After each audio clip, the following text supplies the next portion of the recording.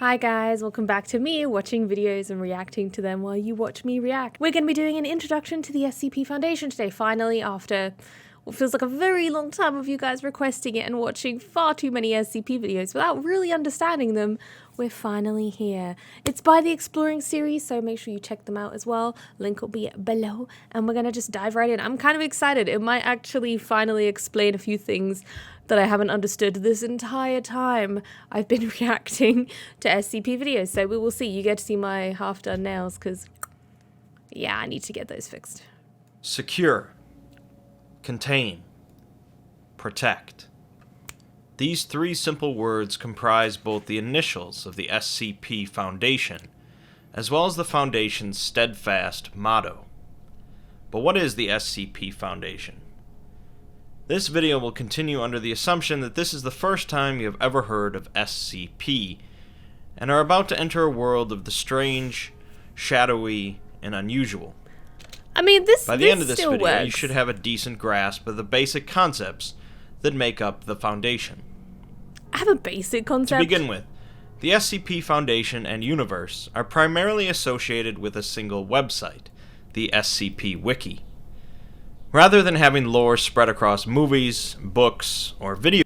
Hang on a minute. What are some of these? Factory toys, that doesn't sound so bad. Aging staircase, parrot whale, the forever room, rat hole cover, retrovirus, that sounds like Resident Evil. Children and dolls. I don't like children and I don't like dolls, but I wouldn't say they're SCPs. I feel like we need to watch all of these now. The website is driven by community submissions. Practically anyone can write and add to the SCP universe, assuming their writing is up to snuff. And because of this, there is no official canon. Another way to look at this is that everything is canon, as any Damn, this artwork is actually really nice. Why am I here? Oh, I didn't even see that on the walls. This could be a backdrop for a horror game, no joke. Submission to the lore is equally valid, or invalid, depending on your perspective. Oh, I see. But there are a number of concepts that are generally accepted by the community, and that's mostly what this video will be based on. For a simple example, the SCP Foundation is most often presented as a shadowy organization that works outside of the public awareness in order to keep things secret and safe. Which I disagree with, and I'm sure a lot of other people do. Don't keep things from the public. We are crazy folk, okay? We don't like not being told shit because it all goes tits up when we find out. So I'm with the sisters. However, if an author wishes to change this perspective and present the Foundation as a very open and public group, they can do so. Oh. Whether or not such a perspective will be accepted by part of the community is a different matter. Oh, I see. But overall, canonicity is a fluid and often debated topic within the SCP community. So the canon of the actual SCP can be changed whenever you wanted to. It's just a vast majority of the community probably wouldn't accept it as canon, even though there isn't technically a canon. That's very interesting, actually. So, as mentioned, the SCP Foundation is a well-funded and staffed organization that generally works outside of public awareness and operates with or without the approval or support of local governments.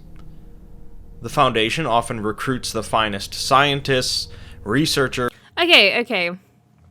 Maybe I'm going a bit too in-depth here, but if it's not supported by governments or anything, then where does it get its funding?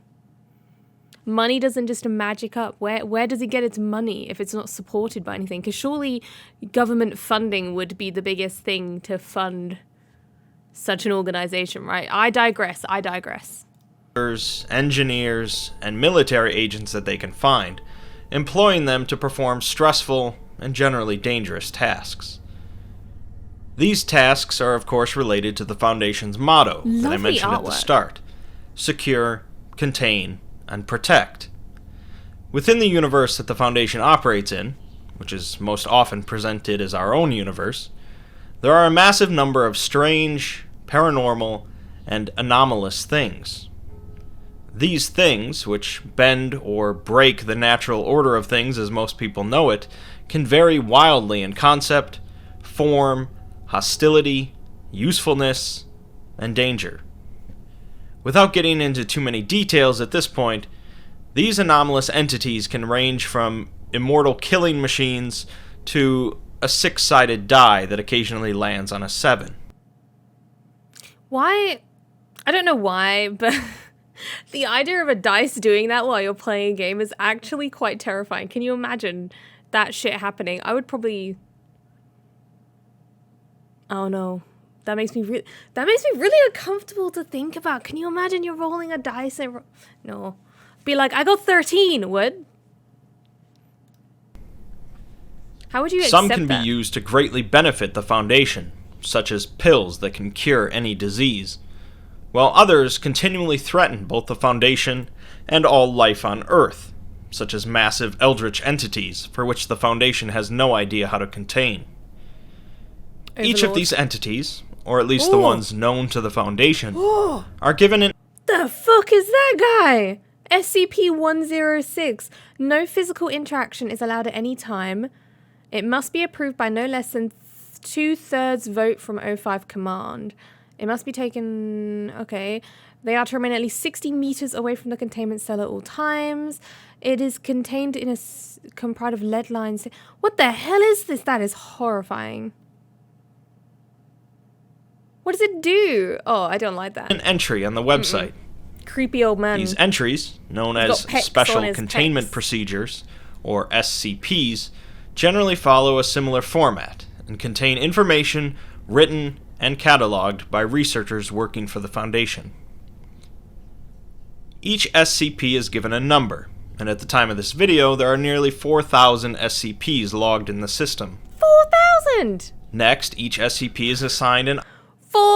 You guys want me to watch 4,000 SCP reaction videos? You know what? Fuck it. If you do, then I will. I'll go through them in order. Why not? 4,000 videos on SCP. Let's go. Maybe I'll condense a few of them into like one amalgamation of a video. But yeah, I mean, we could go through all. We could go through all of them. I'll do like my top 10. An object class, which is a somewhat broad indicator of how easily an SCP is contained, or how reliably it can be contained. There are 4 main object classes used across the Foundation, although occasionally others will crop up. Safe class SCPs are those that are most easily contained, with little to no chance of a containment breach occurring. It's important to note that safe can apply to SCPs that are harmless or beneficial, but also to SCPs that are incredibly dangerous, but easy for the Foundation to contain and protect. So safe doesn't mean not dangerous. It just means... A key that can open any lock it touches, and a cooperative individual that can manipulate reality are both safe SCPs. One step higher is the Euclid object class, signifying the broadest classification of SCPs, where containment is more complicated and or less reliable than safe SCPs. Okay. Many autonomous or living SCPs are classified as Euclid due to their inherent unpredictability. Sounds like me in the morning. A red disc that can transport someone to an alternate dimension, a humanoid that kills all plant life around him, and an orb that continually expands the interior of any building it's placed in, are all Euclid class SCPs. And that, I know that one as well. Keter SCPs are those that are excessively difficult to contain for one reason or another, and often are incredibly dangerous to either the Foundation or others, although that is not always the case. An immortal reptile that hates all life, a highly infectious disease that takes over its host. Oh! What the fuck is that? Looks like something out of Resident Evil 7, you know, one with the family? With, like, the rotting bodies? Ooh. Spread itself. And a cake that infinitely duplicates itself. Oh my god, that are sounds all amazing. Keter class SCPs. Infinite cake! Finally, there is Thaumiel, highly classified SCPs that stand apart from the others, generally due to their use to the Foundation in locating or containing other SCPs. Among the basic object classes, Thaumiels are the rarest, reserved for the most guarded secrets of the Foundation, and are generally more difficult to define than the others. A facility capable of rebuilding humanity after an apocalypse, and a machine capable of sending individuals into the future, are both thaumial SCPs. I didn't even know thaumial SCPs were a thing. Holy crap, I'm actually learning something. I thought there were only 3 classes. I didn't know thaumials were even around. But then I guess with limited clearance, there's probably very few SCPs that are actually thaumial SCPs. Maybe we'll do a video on them sometime. After the object class is listed, the following information for each entry is generally the special containment procedures, meaning the steps and processes the Foundation goes through in order to keep the entity contained. These containment procedures, of course, vary wildly, ranging from simply putting the safest SCPs in a drawer to lengthy procedures featuring strict rules and unique restrictions. So creepy! To some SCPs that the Foundation has no idea how to contain. The containment procedures are listed before the description of the SCP to emphasize the importance of containment above practically anything else, as that is the fundamental purpose of the Foundation. Okay, yeah, that makes sense. sense. Some SCPs are kept in the same location where they were found, isolated and quarantined due to certain circumstances, and others, such as exceptionally cooperative humanoids, might be allowed to freely roam a Foundation facility from time to time. Oh, that's nice. What the fuck is that? I just noticed. What is that? Excuse me? What the fuck is this creepy smile lady? Due to the unique nature of each individual SCP, each containment procedure is also unique, and there is no standard set of rules. Following the containment procedures is generally the description of the SCP. This description is usually written with a very technical and scientific tone, describing the appearance and anomalous nature of the SCP. Okay, understandable. Again, this description section varies wildly, ranging from a few concise sentences to many paragraphs of detailed information. In addition to the description, many SCP entries will also include information such as horrifying. Where and how the SCP was first located, testing logs, exploratory logs for SCP locations, interviews, and any other information deemed important. Okay. SCPs are often found by members of the general public, causing the Foundation... Ah, that's from Overlord, isn't it? That's that creepy, eldritch horror SCP that the tentacles are invisible, but they hold people up. See? I remember. To come in and contain the anomaly and also wipe the memories of witnesses. Sometimes only 1 or 2 agents of the Foundation might be called in to retrieve an anomaly, but often a whole team of highly trained individuals will be necessary. These teams, known as Mobile Task Forces, or MTFs, consist of ex-military or other trained combatants that are often sent in with minimal information about the anomaly, and are thus forced to be prepared for anything. Yeah, we're just going to send you into a potentially deadly situation. You're not allowed to know anything about it. We don't know anything about it, but hopefully you can manage it. Yeah, I can understand why a lot of their personnel die, honestly. I'm not surprised. I don't know if I could be paid enough to do a job like that. Some MTFs will be assigned to constantly watch over certain SCPs in case of containment breach. Once the SCP is secured and contained, researchers assigned to the project will often carry out a number of tests and attempt to gather as much data as they can. Of course, for many SCPs this is more dangerous than it is worth, so testing is generally limited. Although there are rare occasions where the Foundation will seek to destroy an SCP rather than contain it, this is not their primary directive, and the idea is generally frowned upon. One of the primary ways... See, what I don't get is, like... So, I understand that their whole thing is, like, secure, contain, protect, but generally, if there is a SCP that is deadly, and there is... And that, like, for example, 096, right? Difficult, you basically can't contain him. When he wants to go kill someone, he's going to kill someone. You can't stop him. And there's no way to guarantee that no one is ever going to see his face ever. Ever. Especially when you watch the video of 096. It was 4 pixels on a piece of paper that caused a rampage of, like, what, 80-something deaths? Maybe it wasn't that high. Something like that. Why can't they just destroy him? Or at least try to. I know they gave him permission in the video, but I don't know if that's canon. And if it's not, then they should consider doing it. Or just put him in cement. Just dig a big hole and just bury him in cement. I don't know. They need to trash it because like that's not gonna ever help anyone. That researchers test and interact with SCPs is through the use of D-Class personnel. Poor guys, man. D-Class individuals are used throughout the entire Foundation and are personnel that have been deemed expendable. D-Class are generally taken from prisons across the world, usually convicts guilty of violent crimes. But the Foundation goes through a large number of D-Class and will sometimes take them from other sources. For particularly negligent or heinous behavior, some Foundation employees might be demoted to D-Class. Oh shit, can you imagine having like a nice comfy desk job? You fall asleep on the job once or something. You wake up and they're like, go clean out 173's shit, please. Don't blink. D-Class are often used for experiments and tests related to SCPs, serve as first explorers for some unknown locations, or forced to carry out any activity that the Foundation would rather not risk the minds or bodies of its employees on. On the other end of the spectrum is the O5 Council.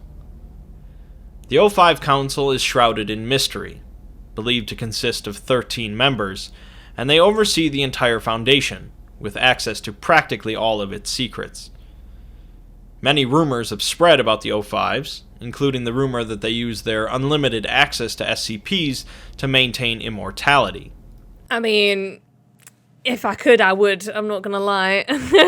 If I could prevent aging and live forever, I probably would. Like, no hesitation. I know people are like, yeah, but forever's a long time and it's boring. Don't you want to die? No, I could literally, like, go rob I could commit a crime. Right, this is my plan. I've planned my immortality out. Okay, so basically what I would do is I would become, okay, don't judge me on this, but I would become like a hired assassin, right? Because all you have to do is just kill some people for some folks. You know, I'll probably go for bad people, right? And then you'll get a bunch of payouts. And then if you get caught, it's fine because you can serve out your life sentence in prison. You know, pay the crime, pay the time for the crime. Understandable. I did do something wrong. And then when you come out, think of all the interest gained on your money. They'd probably take my money. I don't know, but we'll see. I'll have a second account that they won't know about. I'll put someone else in charge of maintaining it, like a family friend or something, and then their kids can watch it. And then when I come out of prison, I'll have all the money to live off, and then boom. Rest of my life. Takes 10,000 hours to master something, right? Think of everything I would have mastered in my life. I've got my immortality planned. Sorry. Below the O5s, but still with a large amount of responsibility, are the site directors. The Foundation operates a large number of facilities around the world, primarily functioning as prisons for SCPs, and each one is overseen by a site director. These facilities vary in size, with some just built around 1 or 2 SCPs, and others housing hundreds of anomalous items. There are, of course, other organizations besides the Foundation that have taken an interest in anomalous objects. These groups of interest range from the mischievous, to occasionally cooperative, and the openly antagonistic. The Chaos Insurgency is a splinter group of the Foundation that attempt to obtain as many SCPs as possible.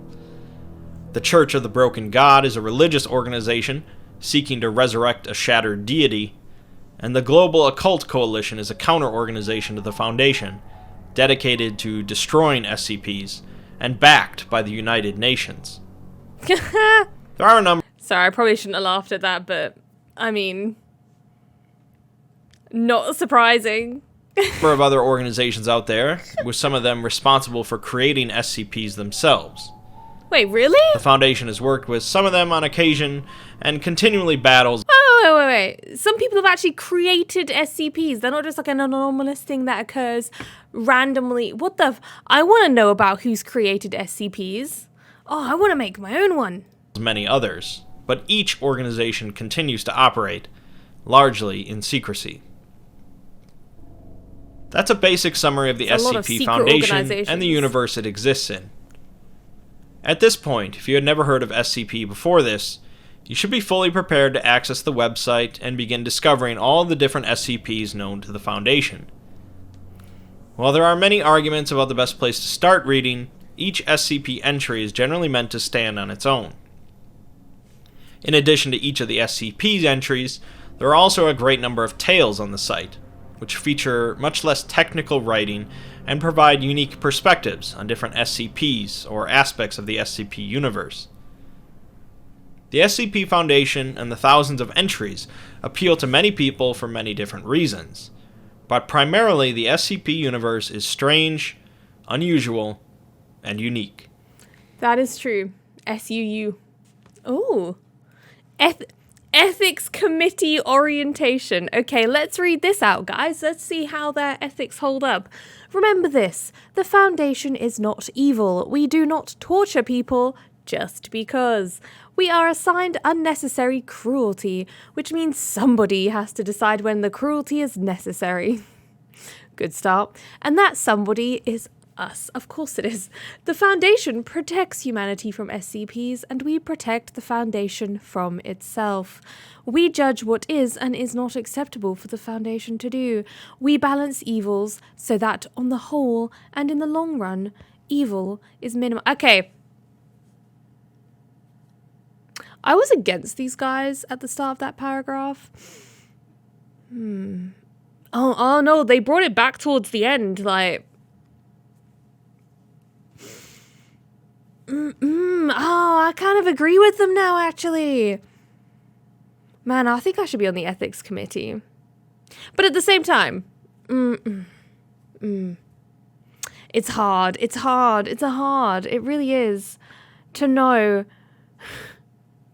Because just think, like, if you're on the ethics committee, you know you're going to be putting a lot of D-Class to that death, right?